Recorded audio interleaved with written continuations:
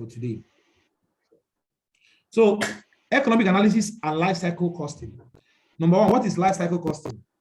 Life cycle costing is applicable to renewable energy projects and energy efficiency projects.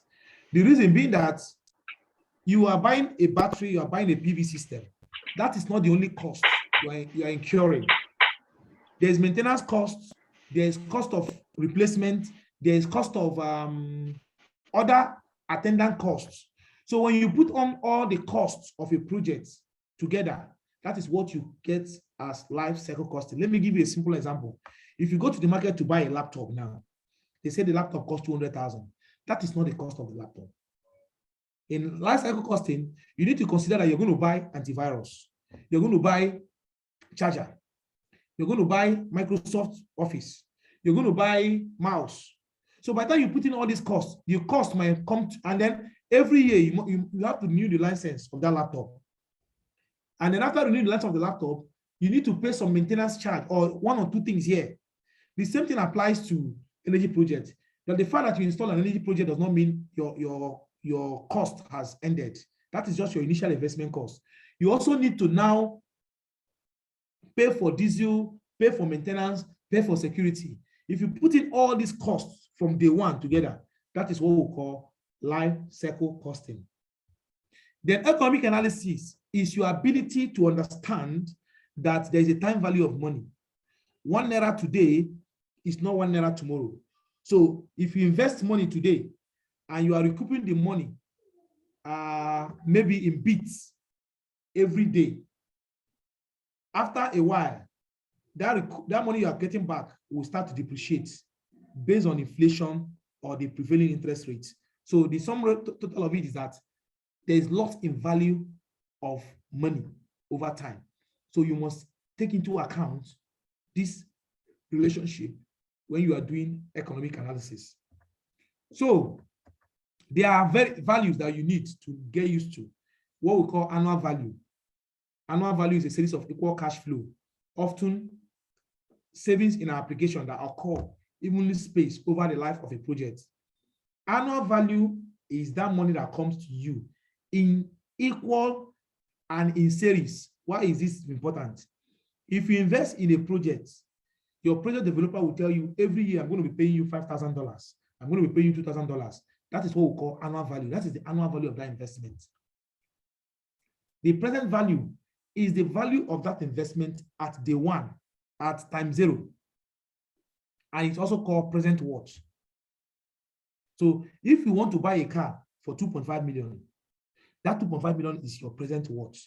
If that car will be giving you 50,000 every month, that becomes your annual value. When you aggregate it over a year, it becomes your annual value.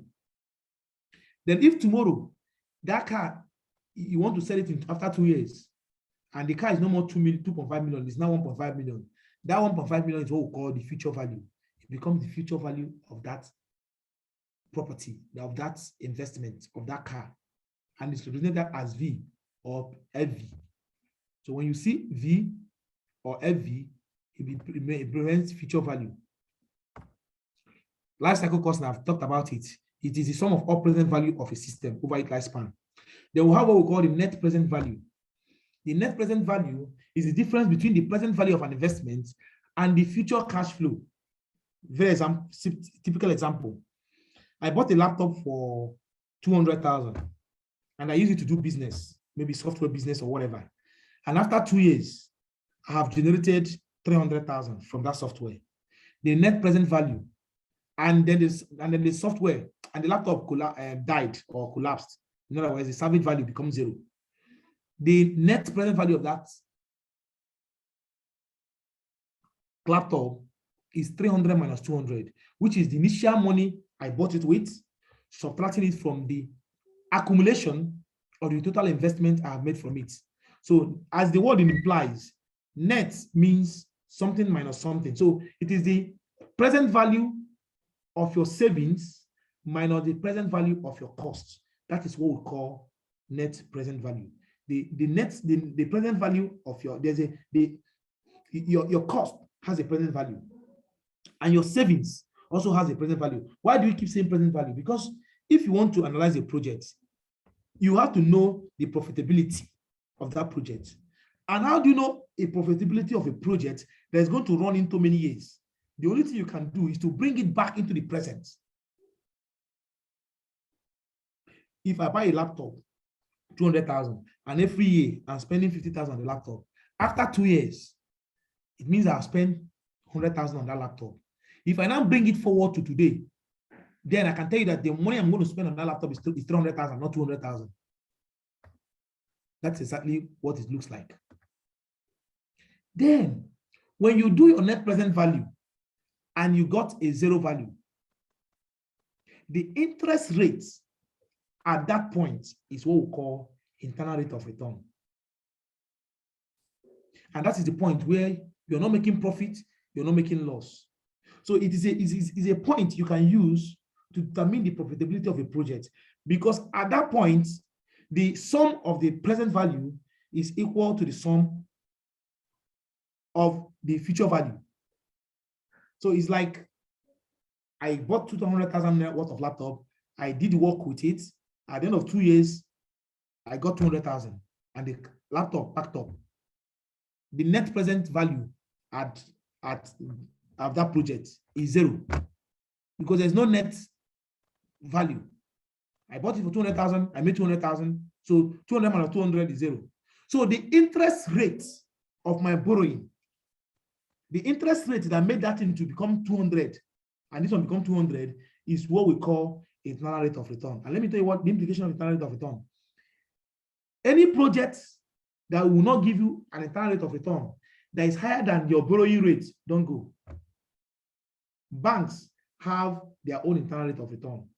CBN, every year, they do what they call MCP, monetary committee, whatever, meeting or whatever, where they set the interest rate for the year. It's usually 11.5% for Nigeria. So when banks pick this interest rate at 11.5%, they build in their cost, their loss, the overhead, and they are giving it to people at 18% minimum.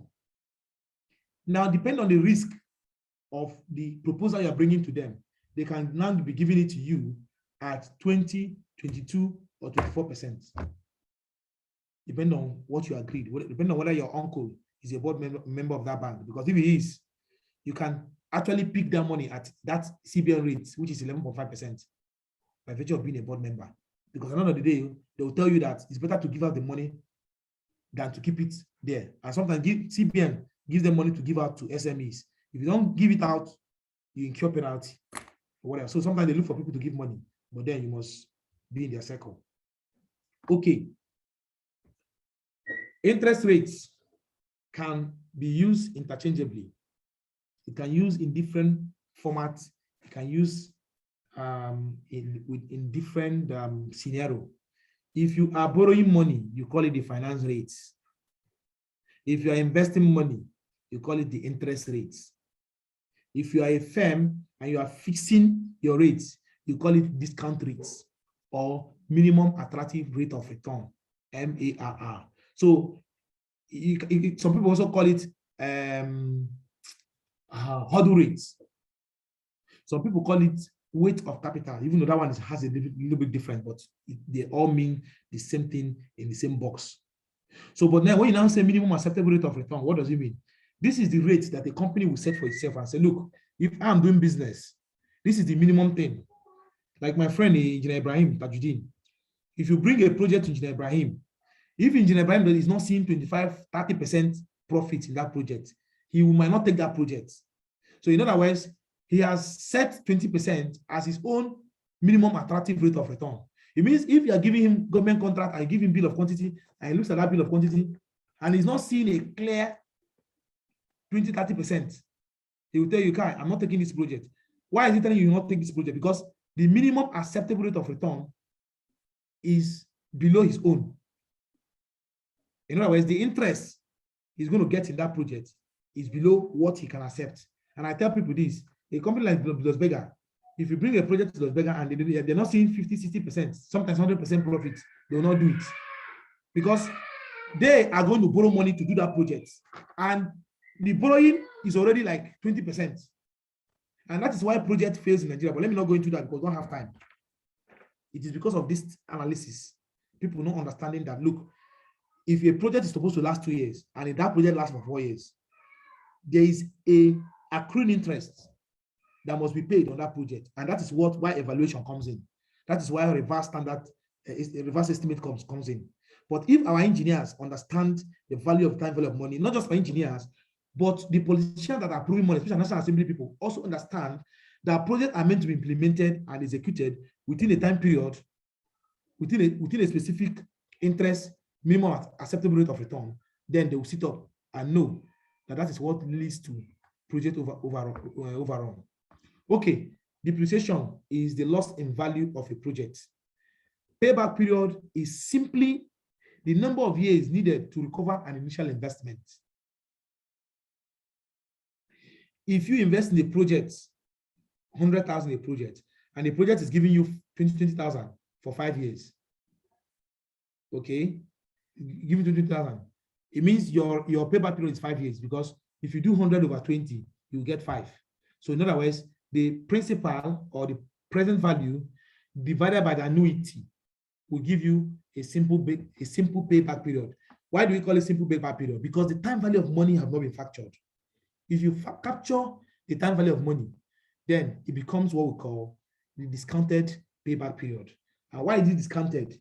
It is discounted because that 20,000 that is given us every year, after the first year, the second year, that 20,000 naira must be captured in terms of the new rates, because 20,000 naira in year 1 can be 18,000 in year 2, can be 15,000 in year 3, can be even depending on the prevailing inflation and interest rates in a country.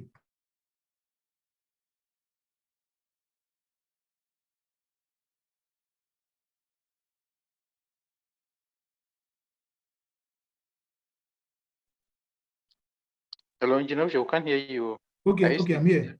Okay, I'm here. So I'm trying to rush, but I'll share the material with us. And I'll share the video. Don't worry, I'll share the video. And I think, Chima, we not even need to go through everything. Once I share the video of this from the previous lecture and share the material, I think we are good to go. But let me just go and let's spend our time. Yeah, just touch on those you can touch on, and then you share the video and the material. Okay. If they have any further questions, that you've created a WhatsApp group. I will encourage everyone. I will encourage everyone to join that group if you have not. If you go through the video, if you go through the material, and areas you feel you don't understand, please raise it and we'll attend to you. In your Chima, I think I will share the video and the material on the WhatsApp group. So everybody should join the WhatsApp group. I will share the video on the WhatsApp group. So if you have not joined the WhatsApp group, please. I think. Sorry, please. Are you not the one to migrate onto the WhatsApp group? I'll share it. I will share the link. Yes. Now. Go there. We're interested. Go there. Let's know what they're doing. They want to collaborate to be certifying energy professionals. Yeah, on 2nd of November, I'll post in the group also. That's a good development. Korean will now be certifying people for clean energy. It's part of it has correlation with what we're doing. But let's continue. Don't worry about that one. So okay. Salvage value, we have salvage value, which means salvage value is the cost of an equipment, a project at the end of its lifespan. Some salvage value can be positive, some can be negative, some can be zero. It is positive if you will sell it and recoup some money. It is negative if you have to pay to dispose it. Then it can be zero if you're not making any gain, you're not making any loss.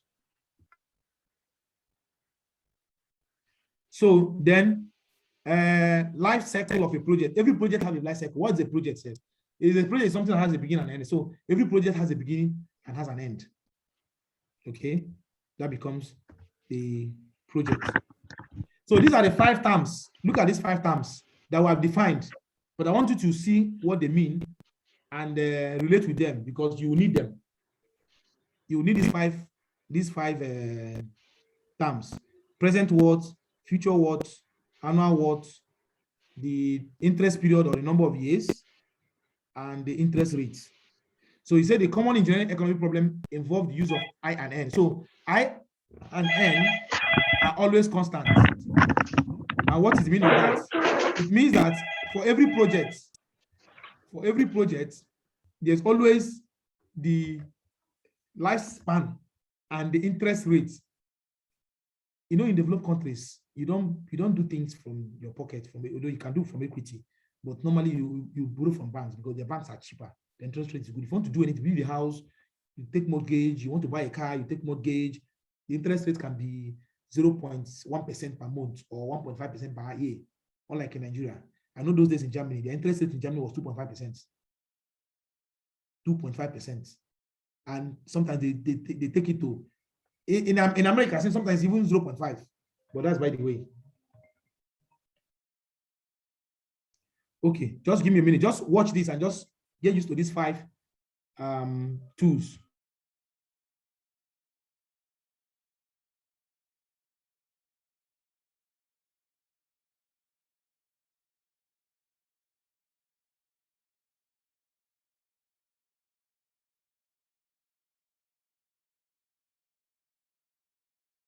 So these are the 5 terms representing the 5 things you'll be encountering in this training.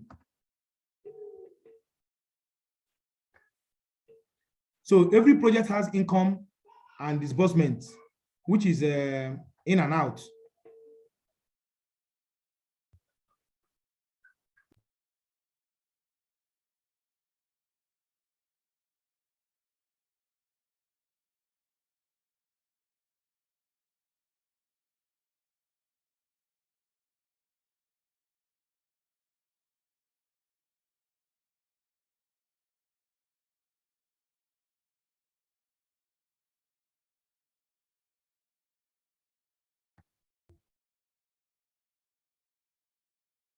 So this is the cash flow diagram. Positive means income, negative means outflow.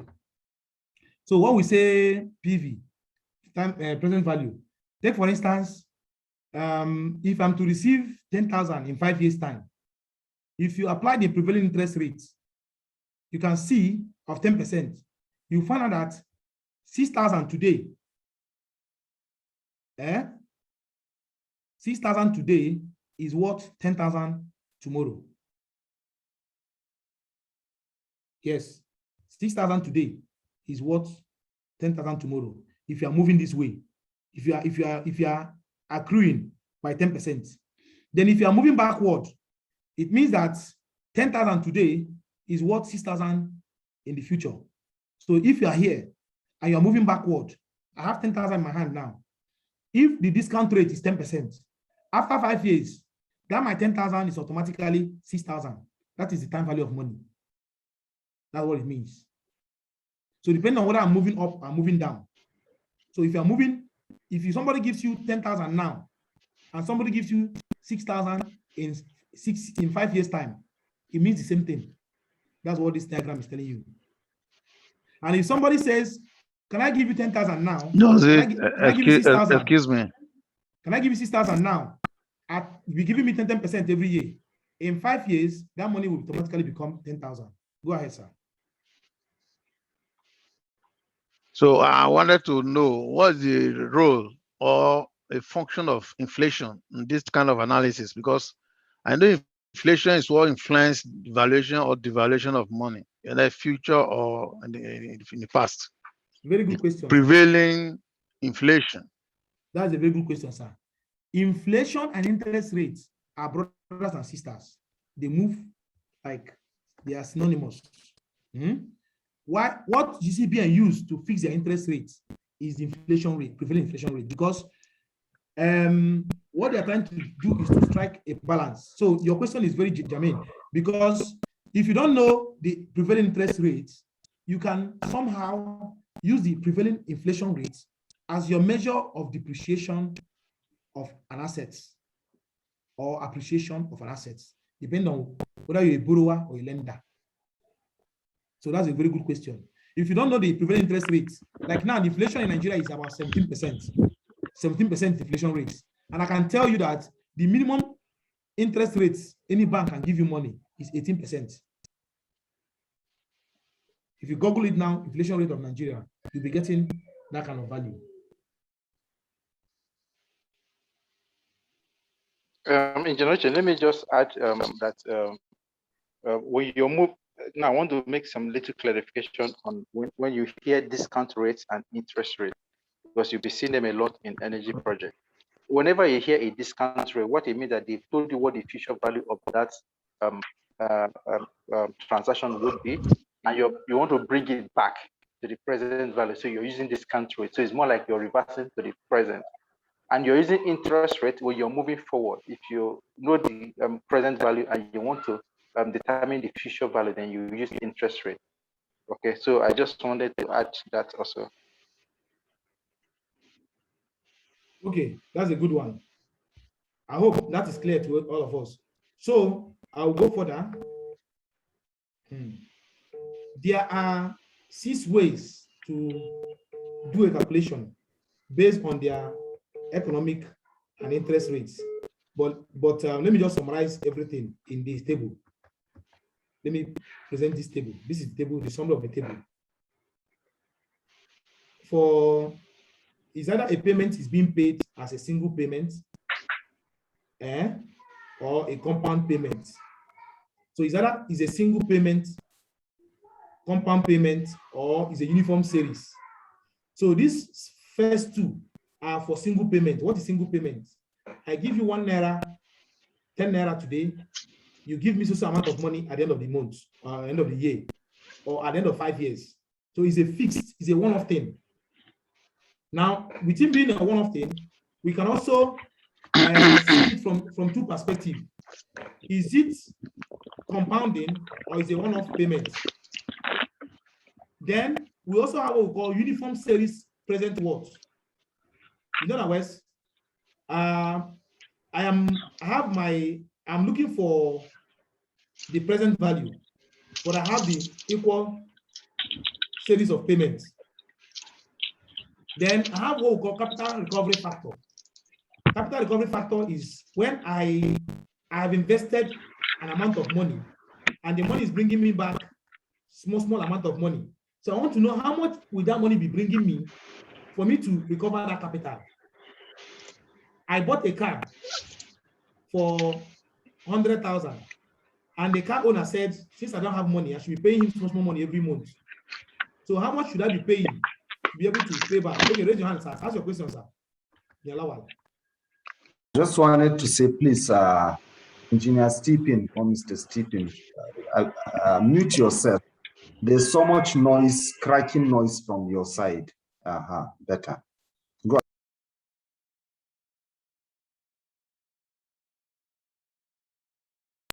Go ahead. Go ahead. So you say what, sir? Sorry.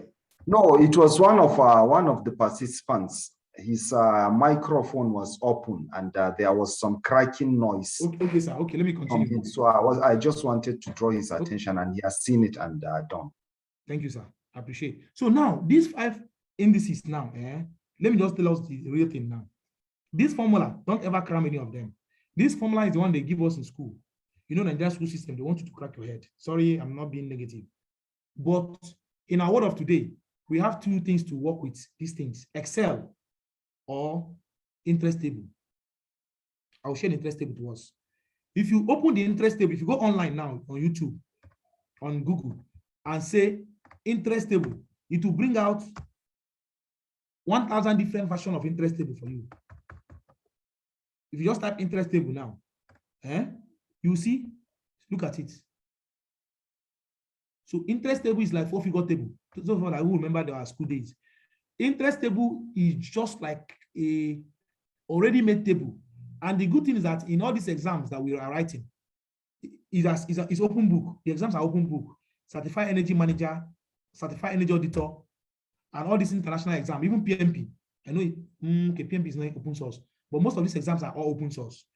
This interest table is a common place. That's the point I'm trying to make. It is not something you say, Engineer Uche, send for me. I have it, I'll send you the one I have, but if you go online, you can download 1,000 of them. Every university have their own, everybody has their own. It's just like 4-figure table.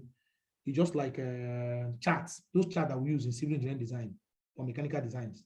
It's open source. So if you go to the interest table, if you know 2 parameters, you can design the other ones. This is the formula you use if you want to use the interest table. This is the formula you use if you want to use mathematical expression from first principle. Okay, from first principle, which nobody does again at our level as consultants and designers. We were not doing anything we're doing. We have the paper, we have prepared made paper to sort it out. So what you are going to have is that the interest and the number of years or the interest in a payment period must be given to you, because that is what defines every project. How much am I borrowing? At what interest am I borrowing this money? And for how many years am I going to pay back this money? So the two things that will be missing is any of these three variables: the future amount, the present amount, or the annuity amount. Take note: the present amount, the future amount, or the annuity amount. So if you look at here to find, you will find out that they are repetitive. Is that you're looking for F, you're looking for P, or you're looking for F, you're looking for P, or you're looking for A. And then you must be given any of these. You must be given any of these. So it's either you're given any of these, and you are asked to find any of these, but with two fixed boundary conditions. And those two fixed boundary conditions are your interest period must be known and the number of payment periods must be known. So all you need to do now is to use your thinking design cap, mathematics cap, engineering cap, to now decipher what are they asking me for. For instance, let me give instance. When they say sinking fund, for those of you who go for MBA, they'll be telling you about sinking fund. Sinking fund simply means what amount of money should I be paying in constantly into a certain account that after a period of time, I might be able to have a certain amount of money to solve my problem. So that's where the word comes, sinking. Sunk cost. When you hear sunk cost, is a cost that cannot be recovered. So it's money that you sink into a system. You are sinking that money into that system so that it will be accumulating. For instance, mortgage is a sinking fund. Okay, you take up a mortgage loan, you'll be paying some amount of money every month, every year, so that by so amount year, you pay back and own the house. Capital recovery, that's what they do in Europe. If you want to buy a phone in Germany, you don't need to pay all the money. All they need to do is to know your social security number, know your bank account, make sure that you're working. They will give you any phone of your choice or any car of your choice. You just pay for the first 1 month. They'll spread it over 24 months. So what they are doing is what they call capital recovery. If you are paying one off, this car will cost 200,000. If you are paying over 10 years, the car might cost 280,000.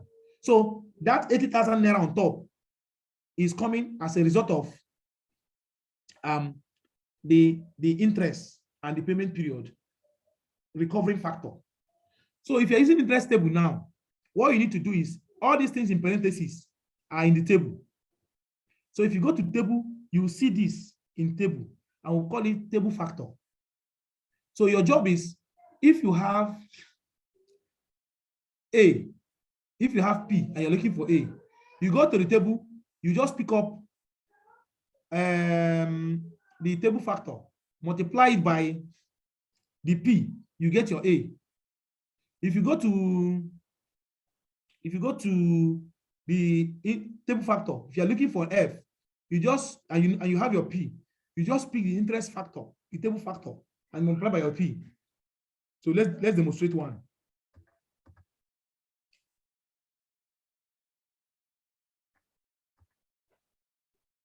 Look at one.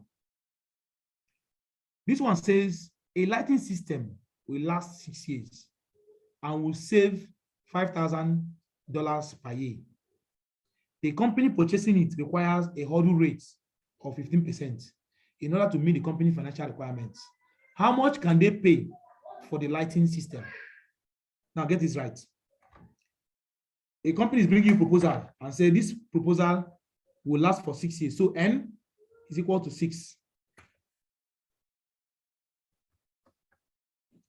Okay, this is a PDF. So I need to open I have to open either open the Excel format or just open a sheet. We'll round up soon. Let me just solve one. So I don't know if you are seeing my. Let me just hold on. Let me see if I will see the Excel, the PowerPoint so I can do something inside it, inside the PowerPoint. Okay.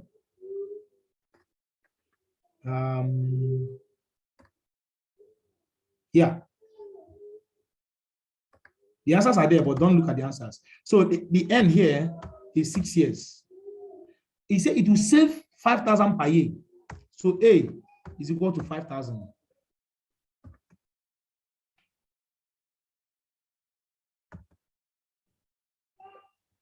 Okay. He said the company is required a hurdle rate of 15%. That is simply the interest rate. Why is it a hurdle rate? Because that is, if you didn't give them 15%, they cannot pay their salary, they cannot pay the overhead.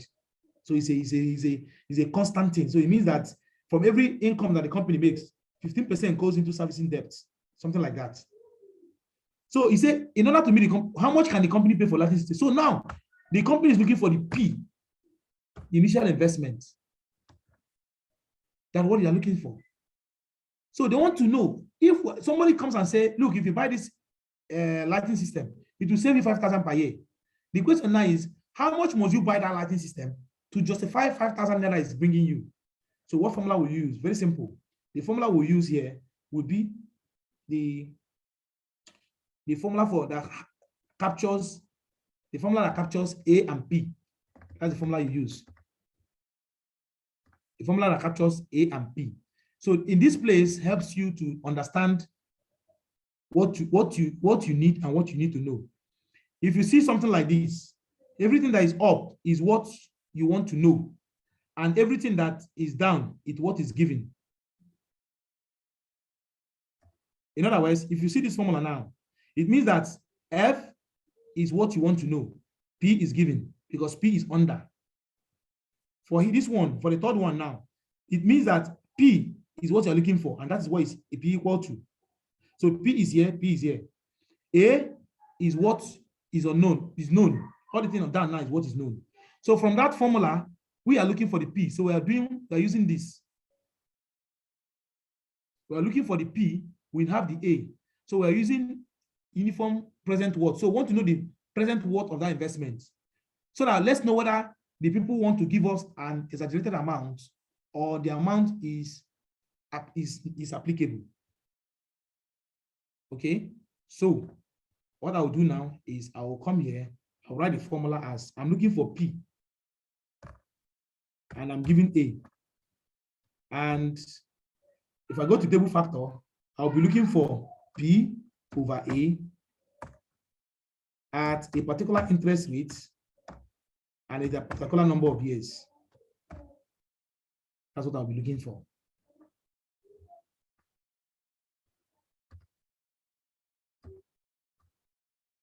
Just stay with me, I'll be ending the class in a few minutes. So if I now go to this thing, the P is what I don't know. The A is given. You get a video of not just this, but a few video of the whole complete exercise. So is equal to, I'll now go to the interest table factor. I'll go to the interest table, which I'm going to share. I'll find it here. Just hold on.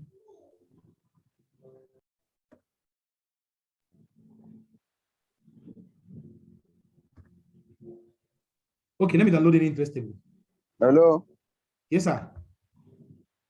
Adam is well. I'm just done here. I'm just leaving a meeting now. We're supposed to have rounded up. Yeah, I can see that. I can see. No problem. I will talk to the.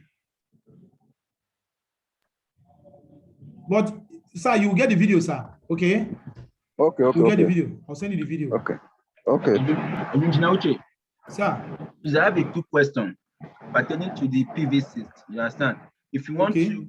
Okay, I've seen it. I wanted to view my past project that I did. So I saw it on the recent projects. Okay, don't worry. Yeah. No, I've wanted to just ask, but I've seen it. Okay, so this is interest table. This is what the interest table looks like. There are many of them. Please, if you finish this class, Just type interest table, you see them like this. The difference between one page and the other one is this. Look at this place, the interest rate. So every page is for a particular interest rate. So we are talking about 15%. So I'll scroll down and go to 15%. I'll scroll down and go to 15%. So that's just the difference. They are repetitive. They are the same. So this is 15%. So when I get to 15%, I am looking for P, its present value, and I'm giving A. So here, giving P, find P, giving A. So I'll go to the sixth one, present worth factor. If you remember, that's what it is. The number of years is 6 years. So I'll go to 6 years. So under 6 years, the present worth factor is 3.784. 3.784. 3.784. So it means if I multiply 5,000 by 3.784, I will save myself the headache of all those formulas there. So this is 5,000. Please mute yourself, sir. 5,000 multiplied by 3.784 is giving me 18,890. What does it mean? It means that anybody that's bringing me a proposal that will be more than 18,000 naira to buy this equipment, it is not worth me buying. That's what it means. It means it's not worth me buying.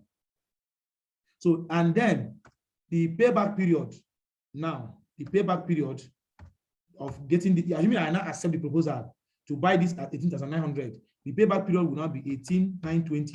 Sorry, the discounted payback period, sorry. So the present value now is, what this thing means is that even though this thing is going to last for 6 years, today's worth of that thing is 18,920. So if you bring me 15,000, 16,000, I'll buy. 17,000, I'll buy. 19,000, I will not buy. It means if I buy at 19,000 or higher than this money, I cannot make 5,000. It is not profitable. That's just the point. So the discounted payback period, not the simple payback period. And I'll give you the simple payback period, gentlemen. The payback period now is going to be 18,920 divided by 5,000. And that becomes how many years? 18,920 divide 5,000. That's about 3.72. Though there's a snag to this. I'm supposed to convert this 5. I'm supposed to discount this 5 too. But let's say it's not discounted. So in other words, this is not a discounted payback period. Rather, it's a simple payback period. Simple payback period. And when it's not discounted, you can write it in full as simple payback period.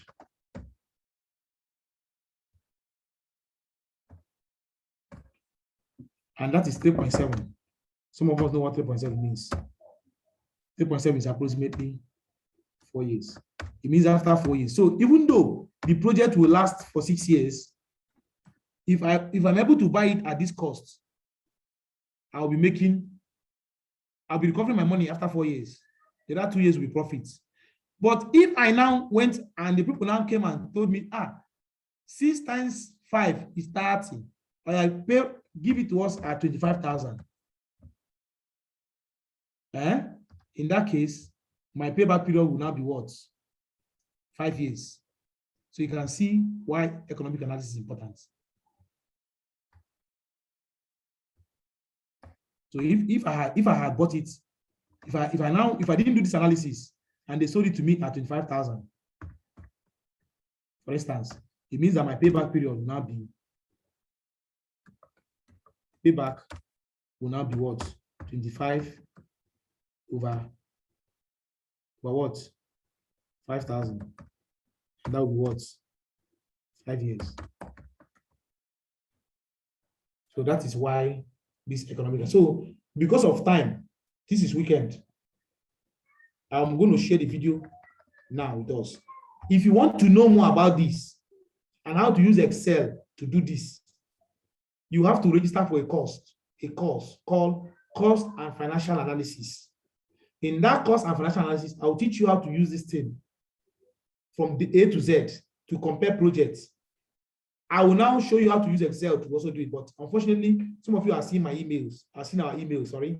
You know that you can always, maybe when you are ready from next year, you can come for that course. The takeaway from that course is that you learn how to use Excel to do all these things. But if I say, let me do this thing now, we'll close this class by 10 o'clock, and that is absolutely not possible. So now let me share the video with us. I'll share the video. Any question?